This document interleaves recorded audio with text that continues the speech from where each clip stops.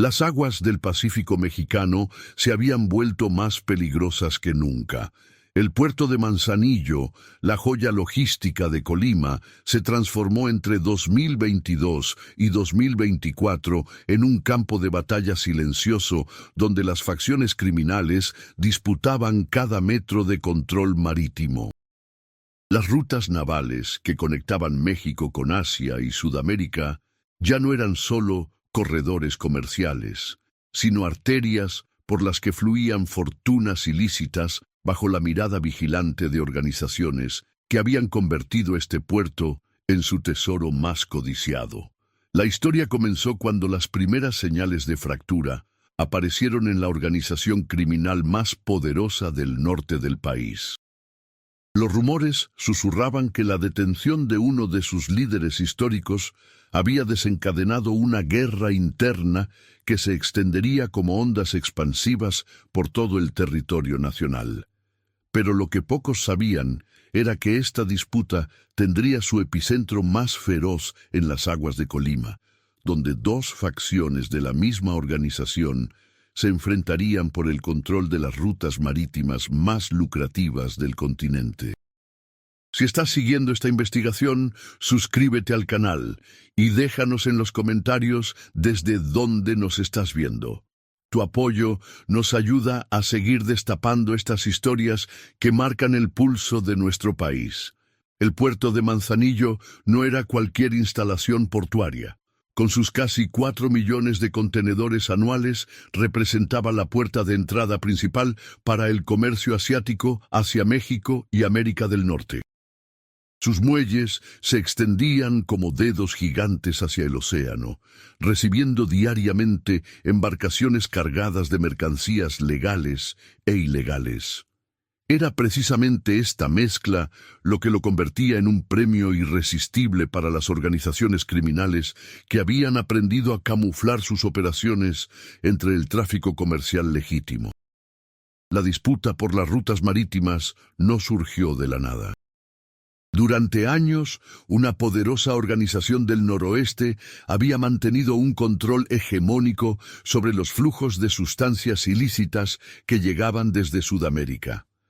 Sus embarcaciones, camufladas entre los pesqueros artesanales y los yates de recreo, surcaban las aguas territoriales mexicanas con la precisión de una operación militar. Conocían cada corriente, cada punto ciego de las autoridades navales, cada rincón donde podían transferir su carga sin ser detectados. Pero la detención del líder histórico en julio de 2024 cambió todo el tablero de juego. Las dos facciones principales de la organización, conocidas internamente como los Menores y el Viejo Mayo, comenzaron una lucha encarnizada por heredar no solo el poder terrestre, sino también el dominio de las rutas navales que habían generado miles de millones de dólares en ganancias durante décadas. Los pescadores de la región fueron los primeros en notar los cambios.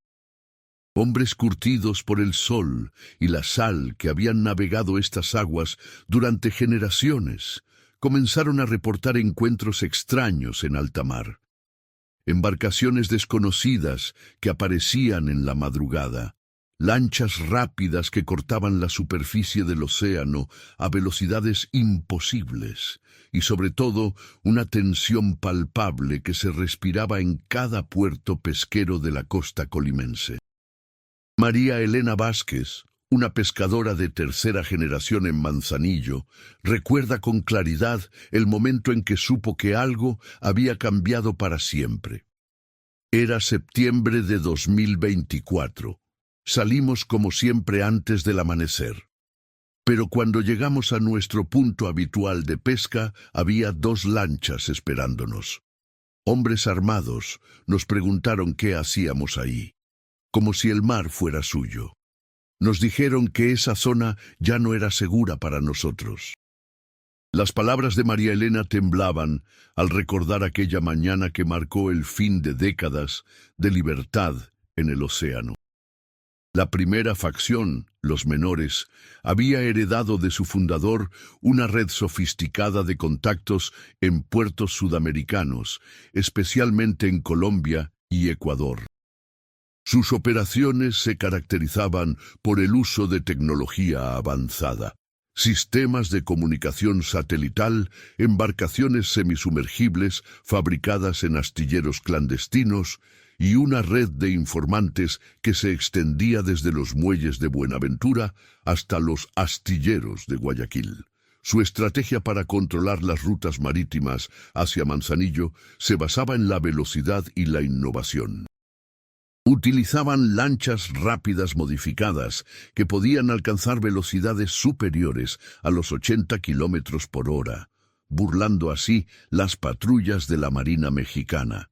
Estas embarcaciones, conocidas en el argot criminal como Go Fast Boats, eran capaces de transportar hasta 2 toneladas de mercancía ilegal en un solo viaje, navegando de noche y aprovechando las corrientes marítimas para minimizar el consumo de combustible y maximizar la velocidad. La segunda facción, el Viejo Mayo, optó por una aproximación diferente pero igualmente efectiva. Su fortaleza residía en las relaciones de décadas con los sindicatos portuarios, las autoridades aduanales y los operadores logísticos del puerto de Manzanillo. Mientras los menores apostaban por la velocidad y la tecnología, el Viejo Mayo prefería la infiltración y la corrupción sistemática como sus armas principales.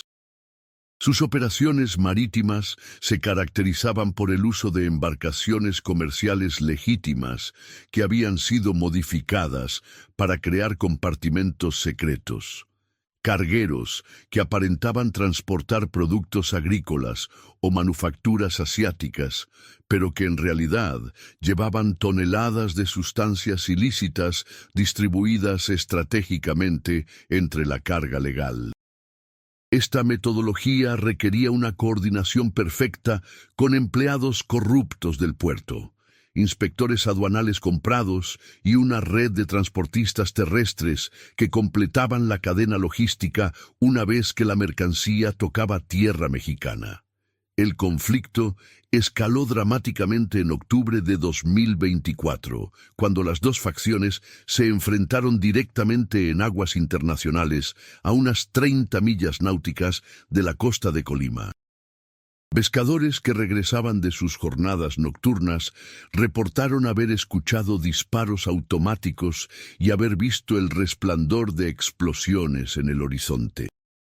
Al amanecer, los restos de al menos 2 embarcaciones fueron encontrados flotando cerca de la zona económica exclusiva mexicana, junto con varios cuerpos que jamás fueron identificados oficialmente. Este enfrentamiento marcó el inicio de lo que los analistas de seguridad comenzaron a llamar la Guerra del Pacífico Negro. A diferencia de las disputas territoriales tradicionales que se libraban en las calles y carreteras, esta batalla se desarrollaba en la inmensidad del océano, lejos de las cámaras y los reporteros, pero con consecuencias que se sentían directamente en los muelles de Manzanillo. La estrategia de los menores se volvió cada vez más agresiva. Comenzaron a interceptar los cargamentos de su facción rival, no solo para apoderarse de la mercancía, sino para enviar un mensaje claro sobre su determinación de controlar las rutas marítimas.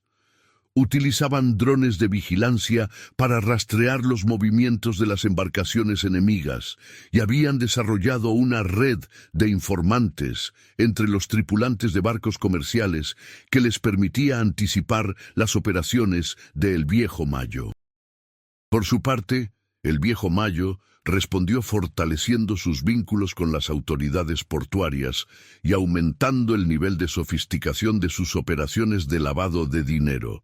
Si no podían competir en velocidad y tecnología, compensarían con una red de corrupción más profunda y extensa. Comenzaron a ofrecer sobornos más generosos a funcionarios clave y establecieron empresas fachada que les permitían justificar el origen de sus embarcaciones y la legitimidad de sus operaciones comerciales. La población civil de Manzanillo y los municipios costeros comenzó a sentir el impacto de esta guerra silenciosa. Los pescadores artesanales, que durante generaciones habían sido los verdaderos dueños de estas aguas, se encontraron atrapados entre dos fuegos. Zonas enteras del océano se volvieron inaccesibles, y aquellos que se aventuraban sin conocer las nuevas reglas del juego corrían el riesgo de no regresar jamás a casa. Raúl Mendoza, presidente de la Cooperativa de Pescadores de Cuyutlán, describe el terror que se apoderó de su comunidad. De un día para otro, el mar que nos había dado de comer durante toda la vida se convirtió en nuestro enemigo. Ya no podíamos salir cuando queríamos, ni ir donde queríamos. Teníamos que pedir permiso como si fuéramos niños, y lo peor era que nunca sabíamos a quién le estábamos pidiendo permiso, si a unos o a los otros. Las autoridades navales mexicanas se encontraron rebasadas por una situación que evolucionaba más rápido de lo que podían responder. La Marina tenía recursos limitados para patrullar una extensión oceánica tan vasta, y las organizaciones criminales habían aprendido a explotar cada punto débil de la vigilancia oficial. Además, la corrupción había penetrado tan profundamente en las instituciones que era imposible saber en quién confiar o qué información podía estar siendo filtrada a los grupos criminales. El almirante retirado Jorge Carrillo Olea, experto en seguridad nacional, explicaba la complejidad del desafío. Controlar el territorio terrestre ya es suficientemente difícil, pero el océano presenta desafíos logísticos y técnicos exponencialmente mayores. Las organizaciones criminales lo saben y han convertido el mar en su fortaleza más inexpugnable. Pueden aparecer y desaparecer como fantasmas, y nosotros apenas podemos responder a sus movimientos. La situación se complicó aún más cuando comenzaron a llegar reportes de que ambas facciones estaban reclutando activamente entre las comunidades pesqueras locales. Jóvenes sin oportunidades de empleo formal encontraron en las organizaciones criminales una alternativa económica atractiva, pero también extremadamente peligrosa. Los reclutadores ofrecían salarios que multiplicaban por 10 lo que un pescador tradicional podía ganar en un mes, a cambio de servicios que incluían desde vigilancia costera hasta participación directa en operaciones de transbordo de mercancía ilegal. Alejandro, un joven de 22 años de Cuyutlán que prefiere mantener su apellido en reserva, fue testigo directo de estas dinámicas de reclutamiento. Llegaron al pueblo como cualquier otro día, pero en lugar de comprar pescado, estaban comprando lealtades. Les ofrecían trabajo a los muchachos que sabían manejar lanchas, que conocían bien las corrientes. Al principio parecía una bendición, porque el trabajo escaseaba. Pero luego comenzamos a darse cuenta de que los que se iban con ellos no siempre regresaban. La guerra entre facciones también transformó la economía informal de la región. Los pequeños negocios que dependían de la pesca artesanal comenzaron a quebrar, mientras que simultáneamente surgieron establecimientos nuevos con propietarios desconocidos y flujos de efectivo inexplicables. Restaurantes de mariscos que jamás tenían clientes, pero permanecían abiertos. Talleres mecánicos especializados en motores marinos de alta potencia y casas de cambio que operaban con horarios extraños y sin hacer preguntas sobre el origen de los dólares que cambiaban. El impacto en la industria pesquera legal fue devastador. Los precios del pescado se dispararon debido a la escasez causada por las restricciones de navegación, mientras que simultáneamente la demanda disminuyó porque los consumidores asociaban los productos marinos de la región con la violencia y la inseguridad. Muchas familias que habían vivido de la pesca durante generaciones se vieron obligadas a migrar hacia otras regiones o a buscar empleos en sectores completamente diferentes. La respuesta del gobierno federal fue tardía y descoordinada. Las fuerzas navales incrementaron sus patrullajes, pero las organizaciones criminales siempre parecían ir un paso adelante. Había una sospecha creciente de que las operaciones oficiales estaban siendo filtradas, que alguien dentro de la estructura gubernamental estaba proporcionando información privilegiada a una o ambas facciones en conflicto. En enero de 2024, la situación alcanzó un punto de crisis, cuando un pesquero legal fue confundido con una embarcación criminal y atacado por una de las facciones. 3 pescadores perdieron la vida y 2 más resultaron gravemente heridos, en lo que se convirtió en el primer ataque confirmado contra civiles completamente ajenos al conflicto. La tragedia generó protestas en Manzanillo y puso una presión enorme sobre las autoridades estatales y federales para tomar medidas más contundentes. La investigación de este ataque reveló detalles perturbadores sobre la sofisticación de las operaciones criminales. Los atacantes habían utilizado armas de uso exclusivo del ejército, incluyendo lanzagranadas y fusiles de asalto de última generación. Además, su coordinación y precisión sugerían entrenamiento militar profesional, lo que planteaba preguntas inquietantes sobre el origen de estos combatientes y sus conexiones con fuerzas de seguridad activas o retiradas. María del Carmen Salazar, viuda de uno de los pescadores asesinados, se convirtió en una voz incómoda para las autoridades locales. Mi esposo no era narco, no era criminal, no era nada más que un hombre trabajador que salía cada madrugada a ganarse la vida honradamente. Y lo mataron como si fuera un perro. ¿Quién va a responder por eso? ¿Quién va a devolver a mis hijos a su padre? El caso de los pescadores asesinados expuso la fragilidad de la frontera entre la legalidad y la criminalidad en las aguas de Colima. Las investigaciones oficiales avanzaban lentamente, obstaculizadas por la falta de testigos dispuestos a declarar y por la ausencia de evidencias físicas que las organizaciones criminales habían aprendido a eliminar meticulosamente. Mientras tanto, la guerra entre facciones continuaba intensificándose. Los menores habían comenzado a utilizar embarcaciones más pequeñas pero más numerosas, aplicando una táctica de enjambre que saturaba la capacidad de respuesta de las fuerzas navales oficiales. En lugar de apostar por cargueros grandes y lentos, preferían flotillas de lanchas rápidas que podían dividirse en múltiples direcciones si eran detectadas, maximizando las posibilidades de que al menos parte de la carga llegara a su destino. El viejo Mayo, por su parte, había perfeccionado el arte del camuflaje. Sus operaciones se habían vuelto prácticamente indistinguibles del tráfico comercial legítimo. Utilizaban contenedores modificados con dobles fondos, compartimentos secretos activados por sistemas hidráulicos y documentación falsificada tan sofisticada que podía resistir inspecciones rutinarias sin levantar sospechas.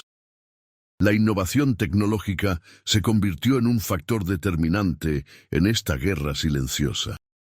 Ambas facciones invirtieron millones de dólares en equipos de comunicación encriptada, sistemas de navegación GPS militar y dispositivos de contravigilancia que les permitían detectar la presencia de autoridades a distancias considerables. También comenzaron a utilizar submarinos artesanales, embarcaciones semisumergibles que podían transportar grandes cantidades de mercancía mientras permanecían prácticamente invisibles, tanto para radares como para observación visual. Los efectos de esta escalada tecnológica se sintieron inmediatamente en la efectividad de las operaciones de ambas facciones. El volumen de sustancias ilícitas que llegaba a través del puerto de Manzanillo se incrementó significativamente, a pesar de los esfuerzos oficiales por aumentar la vigilancia. Los métodos tradicionales de detección se habían vuelto obsoletos frente a la sofisticación de las nuevas técnicas de contrabando. La comunidad internacional comenzó a prestar atención al conflicto cuando los efectos se extendieron más allá de las aguas territoriales mexicanas. Embarcaciones de países centroamericanos reportaron encuentros con grupos armados que les exigían pago de peajes por navegar en ciertas rutas comerciales. La Organización Marítima Internacional expresó preocupación por la seguridad de la navegación comercial en el Pacífico mexicano, y algunos armadores internacionales comenzaron a considerar rutas alternativas que evitaran completamente las aguas de Colima. Esta internacionalización del conflicto generó presiones diplomáticas adicionales sobre el gobierno mexicano. Estados Unidos, principal destino de las mercancías que transitaban por Manzanillo, incrementó sus exigencias de cooperación en materia de seguridad marítima. La Drug Enforcement Administration ofreció asistencia técnica y recursos adicionales para combatir el tráfico de sustancias ilícitas, pero también presionó para obtener acceso a información de inteligencia que el gobierno mexicano consideraba sensible desde el punto de vista de soberanía nacional.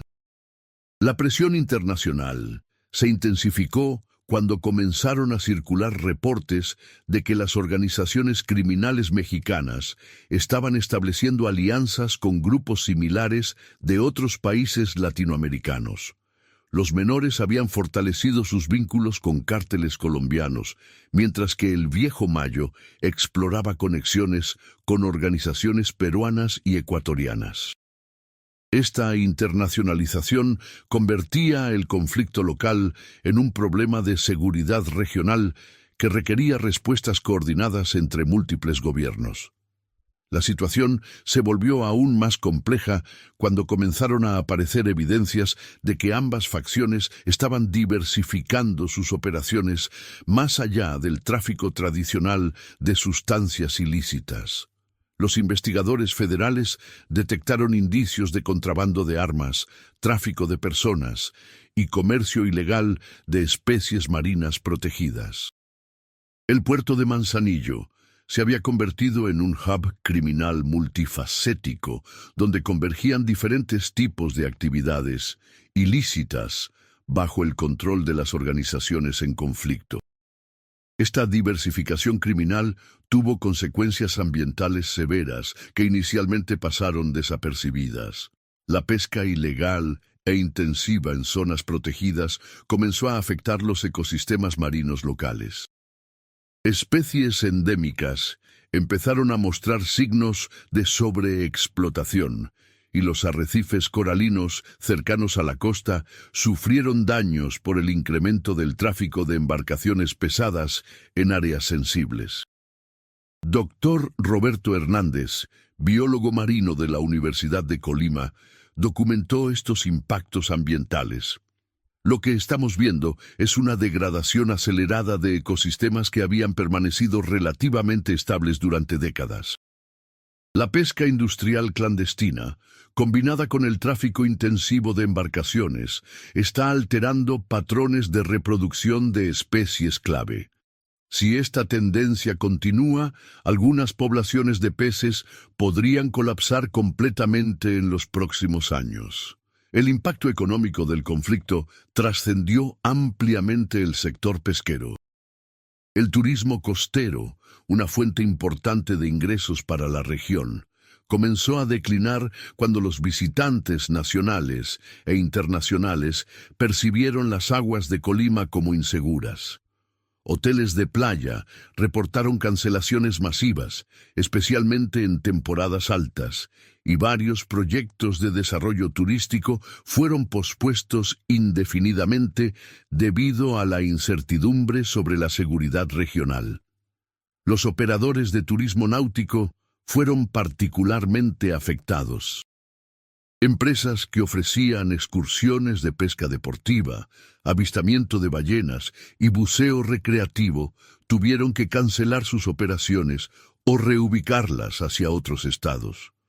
La pérdida de empleos en el sector turístico afectó especialmente a las comunidades costeras más pequeñas, que dependían casi exclusivamente de los ingresos estacionales generados por visitantes. Carmen Ruiz, propietaria de una empresa de turismo náutico en Manzanillo, describe el impacto devastador. En 20 años de negocio, nunca había visto algo así. Los turistas dejaron de venir porque tenían miedo. Los que venían no querían salir al mar. Tuvimos que despedir a la mitad de nuestros empleados y vender 2 de nuestras embarcaciones. Mi familia dependía de este negocio. Y ahora no sabemos qué va a pasar con nosotros. La crisis económica se profundizó cuando las compañías navieras internacionales comenzaron a considerar a Manzanillo como un puerto de alto riesgo. Algunas aseguradoras incrementaron las primas para embarcaciones que operaban en la región, mientras que otras directamente excluyeron las aguas de Colima de su cobertura. Esto generó costos adicionales para el comercio legítimo y redujo la competitividad del puerto frente a otras alternativas en el Pacífico mexicano. El gobierno federal respondió con el despliegue de unidades navales adicionales y la implementación de un sistema de escolta para embarcaciones comerciales en rutas consideradas de alto riesgo. Sin embargo, estas medidas tuvieron efectos mixtos. Mientras proporcionaron mayor seguridad para el tráfico comercial legal, también alertaron a las organizaciones criminales sobre la intensificación de la vigilancia oficial, provocando que adaptaran sus operaciones hacia métodos aún más sofisticados y discretos. La Marina estableció bases temporales en puertos menores de la costa colimense, incrementando la presencia oficial en zonas que anteriormente estaban bajo control efectivo de las organizaciones criminales. Estas bases servían como puntos de apoyo para patrullajes extendidos y como centros de inteligencia para monitorear las comunicaciones criminales. Sin embargo, su establecimiento también generó tensiones con las comunidades locales, que se sentían atrapadas entre la presión de las autoridades y las amenazas de los grupos criminales. La estrategia gubernamental incluía operaciones encubiertas diseñadas para infiltrar las redes criminales y obtener información de inteligencia sobre sus operaciones marítimas. Agentes especiales se hicieron pasar por intermediarios comerciales, mecánicos navales y hasta pescadores experimentados para acceder a información privilegiada sobre rutas, horarios y métodos de operación de ambas facciones. Estas operaciones encubiertas revelaron detalles impactantes sobre la sofisticación organizacional de los grupos criminales. Ambas facciones operaban con estructuras jerárquicas complejas que incluían especialistas en navegación, expertos en comunicaciones, ingenieros navales y hasta meteorólogos que analizaban condiciones climáticas para optimizar las operaciones de transporte. El nivel de profesionalización era comparable al de empresas navieras legítimas de gran escala. Uno de los descubrimientos más perturbadores fue la existencia de academias navales clandestinas, donde las organizaciones criminales entrenaban a sus operadores marítimos. Estos centros de entrenamiento, ubicados en ranchos costeros remotos, incluían simuladores de navegación, piscinas para entrenamiento de supervivencia acuática y cursos intensivos sobre evasión de autoridades navales. Los instructores eran frecuentemente exmilitares o exmarinos, con experiencia en operaciones especiales. La guerra entre facciones alcanzó su punto más intenso durante la temporada de huracanes de 2024. Las condiciones climáticas adversas, que tradicionalmente habían sido un obstáculo para las operaciones criminales, fueron hábilmente explotadas por ambos grupos como cobertura para ataques sorpresa contra las operaciones de sus rivales. Los pescadores locales reportaron avistamientos de combates navales durante tormentas, cuando la visibilidad era mínima y las patrullas oficiales se refugiaban en puertos seguros.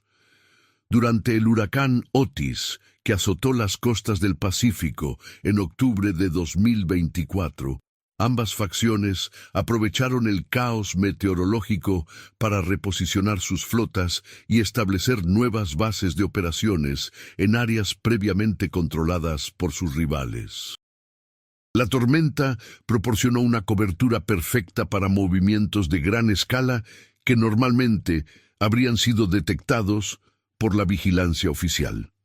Los efectos del huracán también revelaron la infraestructura clandestina que ambas organizaciones habían construido a lo largo de la costa.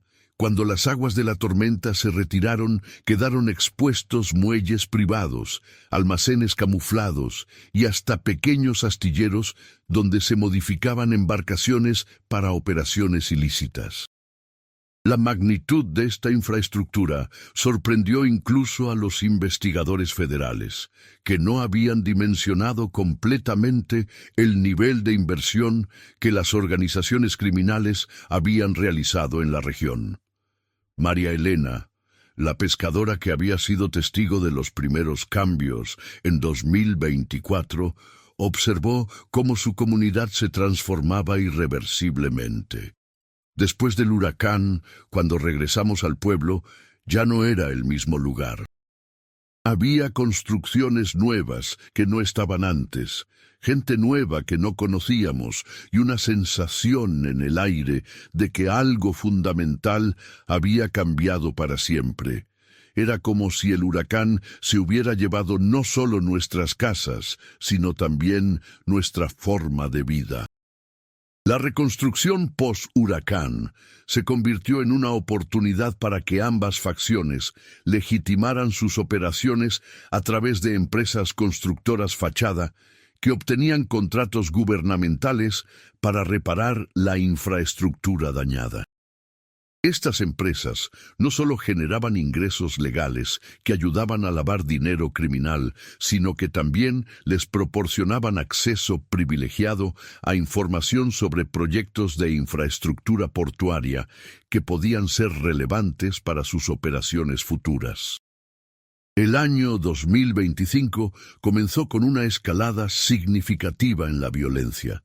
Los enfrentamientos entre facciones se volvieron más frecuentes y más letales, incorporando armamento cada vez más sofisticado. Se reportaron ataques con drones explosivos, el uso de minas marinas improvisadas y hasta intentos de sabotaje contra embarcaciones comerciales que se sospechaba estaban siendo utilizadas por la facción rival. La internacionalización del conflicto se profundizó cuando autoridades estadounidenses interceptaron comunicaciones que indicaban que ambas facciones estaban reclutando mercenarios extranjeros con experiencia en guerra naval. Exmilitares de países con conflictos armados recientes fueron identificados operando en aguas mexicanas, proporcionando entrenamiento táctico y participando directamente en operaciones de combate. Esta militarización del conflicto generó alarma en círculos de seguridad nacional, tanto en México como en Estados Unidos. Los analistas comenzaron a hablar de un narcoestado marítimo que operaba con impunidad en aguas mexicanas, desafiando la autoridad gubernamental y amenazando la estabilidad regional. La situación había evolucionado más allá de una simple disputa criminal para convertirse en un desafío directo al monopolio estatal de la violencia en espacios marítimos. La población civil se encontraba completamente indefensa ante esta escalada. Las comunidades costeras vivían bajo un estado de sitio no declarado, donde los movimientos estaban restringidos, las actividades económicas tradicionales habían colapsado, y la presencia de combatientes armados era una realidad cotidiana. Muchas familias comenzaron a considerar la migración como su única opción de supervivencia.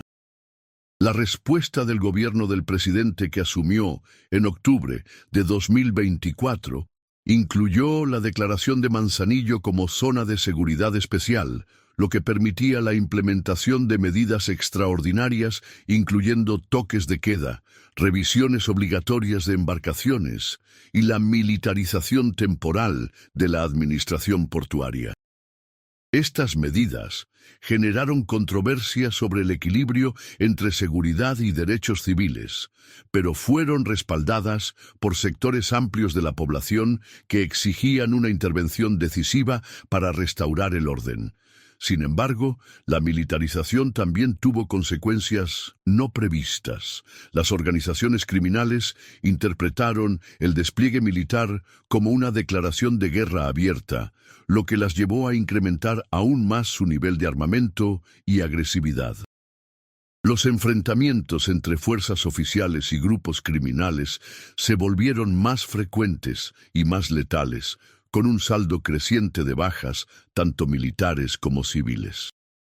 La crisis alcanzó su punto culminante en marzo de 2025, cuando un operativo conjunto de la Marina y Fuerzas Especiales logró interceptar una flotilla de 10 embarcaciones que transportaba lo que los investigadores describieron como el cargamento de sustancias ilícitas más grande jamás interceptado en aguas mexicanas. La operación, que se extendió durante 12 horas de combate naval, resultó en la muerte de 18 presuntos criminales y la incautación de más de 50 toneladas de mercancía ilegal. Este operativo marcó un punto de inflexión en el conflicto. Por primera vez, desde el inicio de la guerra entre facciones, las fuerzas oficiales habían logrado asestar un golpe significativo a las operaciones criminales. Sin embargo, la respuesta de las organizaciones afectadas no se hizo esperar.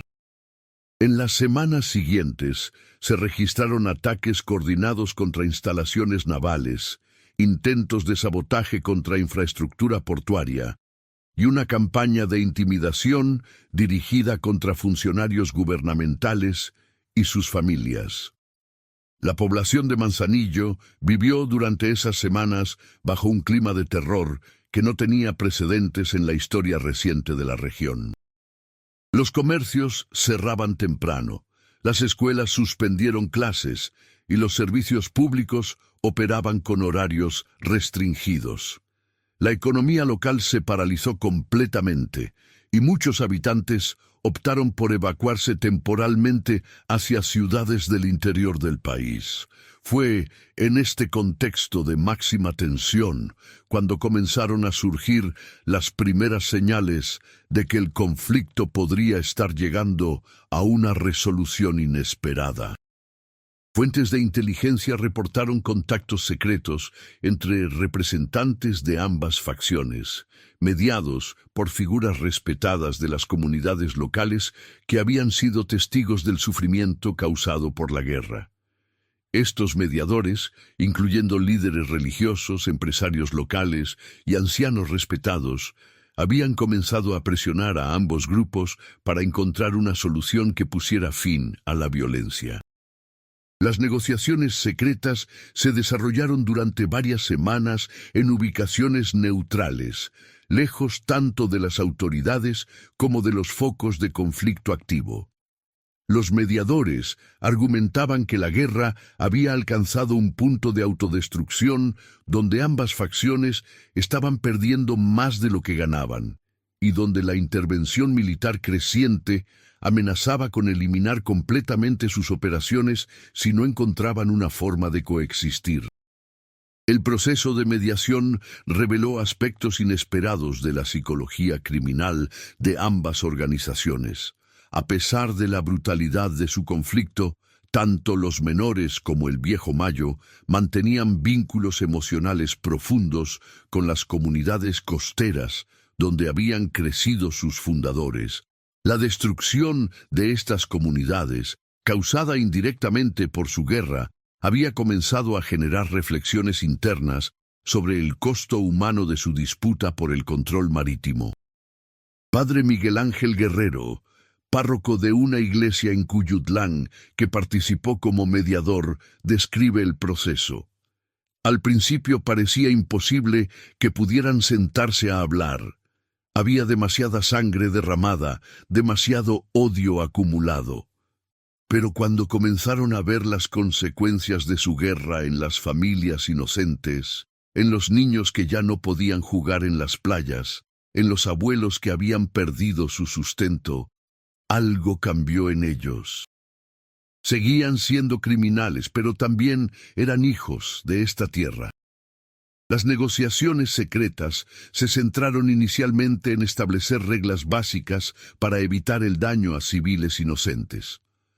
Ambas facciones acordaron zonas de exclusión donde no se realizarían operaciones violentas, horarios específicos para el tránsito de pescadores artesanales y protocolos para evitar confundir embarcaciones civiles con objetivos militares. Estos acuerdos parciales generaron una disminución notable en los incidentes que afectaban directamente a la población civil. Sin embargo, la cuestión fundamental del control de las rutas marítimas permanecía sin resolver. Cada facción mantenía sus reclamos sobre territorios y rutas específicas, y ninguna estaba dispuesta a ceder posiciones que consideraban esenciales para su supervivencia económica. Los mediadores comenzaron a explorar fórmulas de coexistencia que permitieran a ambas organizaciones operar sin interferir directamente entre sí. La solución finalmente emergió de una propuesta inesperada presentada por un ex marino mercante que había trabajado durante décadas en rutas comerciales internacionales. Su idea consistía en una división temporal de las rutas marítimas basada en factores estacionales y climáticos que maximizarían la eficiencia de ambas operaciones mientras minimizarían las posibilidades de conflicto directo. Bajo este esquema, los menores tendrían control primario de las rutas durante los meses de mayor actividad comercial legal, cuando su velocidad y tecnología les permitirían camuflar mejor sus operaciones entre el tráfico intenso. El viejo Mayo, por su parte, tendría prioridad durante los periodos de menor actividad comercial, cuando sus métodos de infiltración y corrupción serían más efectivos para operar sin detección. La propuesta incluía también un sistema de impuestos internos donde cada facción pagaría a la otra una tarifa por el uso de rutas durante periodos que no correspondían a su control primario. Este mecanismo económico proporcionaba incentivos para respetar los acuerdos y reducía las motivaciones para violaciones territoriales que pudieran desencadenar nuevos conflictos. La implementación de estos acuerdos no fue inmediata ni perfecta. Durante los primeros meses se registraron varias violaciones y malentendidos que estuvieron a punto de reiniciar las hostilidades. Sin embargo, la presión de las comunidades locales, combinada con el incremento sostenido de la vigilancia militar, proporcionaba incentivos poderosos para que ambas facciones cumplieran con los términos acordados. Gradualmente, las aguas de Colima comenzaron a recuperar una apariencia de normalidad relativa. Los pescadores artesanales pudieron regresar a sus actividades tradicionales, aunque dentro de parámetros más restringidos y con una conciencia permanente de las nuevas realidades que gobernaban su entorno marítimo. El turismo náutico comenzó un proceso lento de recuperación, apoyado por campañas gubernamentales que promocionaban la mejora en las condiciones de seguridad. No obstante, la paz lograda era frágil y condicional. Las organizaciones criminales seguían operando. Simplemente habían aprendido a hacerlo de manera menos confrontacional entre sí. Sus actividades ilícitas continuaban, pero ahora bajo un marco de coexistencia que reducía la violencia directa sin eliminar completamente su impacto en la sociedad y la economía local. Las autoridades federales mantuvieron una presencia militar significativa en la región, conscientes de que los acuerdos entre facciones criminales podían colapsar en cualquier momento. La estrategia gubernamental evolucionó hacia un enfoque de contención administrada, donde el objetivo no era necesariamente eliminar completamente las organizaciones criminales, sino mantener sus actividades dentro de límites que no amenazaran la estabilidad social general o la seguridad nacional. Esta nueva realidad generó debates intensos sobre la efectividad de las políticas de seguridad y el papel del Estado en territorios donde su autoridad había sido desafiada exitosamente por actores no estatales. Algunos analistas argumentaban que los acuerdos representaban una capitulación implícita del gobierno ante el poder criminal, mientras que otros los defendían como una estrategia pragmática para reducir la violencia y proteger a las poblaciones civiles. El caso de Manzanillo se convirtió en un laboratorio de facto para estudiar la evolución de las organizaciones criminales mexicanas y su capacidad de adaptación ante la presión gubernamental. Las lecciones aprendidas durante esta crisis influenciaron las políticas de seguridad aplicadas en otras regiones del país, donde se manifestaban conflictos similares entre grupos criminales. Para las comunidades locales, la experiencia había dejado cicatrices profundas que tardarían años en sanar completamente. Una generación entera de niños y jóvenes había crecido durante el conflicto, internalizando la violencia y la inseguridad como elementos normales de su entorno. Los programas de reconstrucción social incluían componentes psicológicos diseñados para ayudar a estas comunidades a procesar el trauma colectivo y reconstruir vínculos sociales que habían sido fragmentados por años de miedo y desconfianza. María Elena, la pescadora que había sido testigo del inicio del conflicto, reflexiona sobre los cambios permanentes en su comunidad. El mar sigue siendo el mismo, las olas siguen llegando a la playa como siempre, pero nosotros ya no somos los mismos. Hemos aprendido a vivir con el miedo, a aceptar que hay fuerzas más poderosas que nosotros que controlan lo que antes era nuestro. Nuestros hijos crecerán sabiendo que el océano no es solo nuestro hogar, sino también el territorio de otros que no comparten nuestros valores ni nuestras esperanzas. El legado del conflicto se extendía más allá de las fronteras de Colima.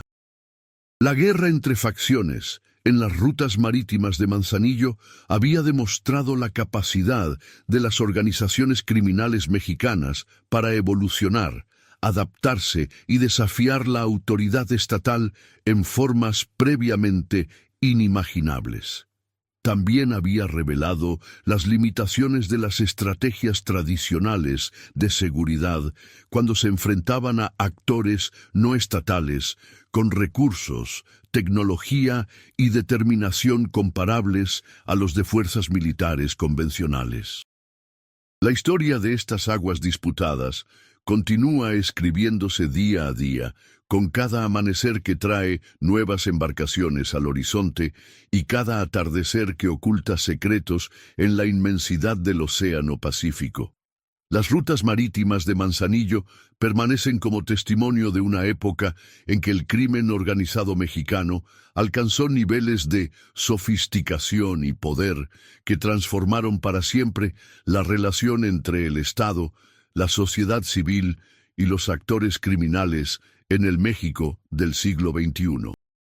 El puerto de Manzanillo siguió operando, los barcos siguieron llegando y partiendo, y la vida cotidiana gradualmente recuperó algunos de sus ritmos tradicionales. Pero bajo la superficie de esta normalidad aparente, las estructuras de poder que habían emergido durante los años de conflicto continuaban moldeando la realidad social y económica de la región. Las rutas marítimas del Pacífico mexicano habían sido redefinidas permanentemente, no solo en términos geográficos, sino en términos de quién las controlaba, cómo se utilizaban y qué significaba navegar en aguas donde la soberanía estatal había sido cuestionada y parcialmente renegociada bajo la presión de fuerzas criminales organizadas.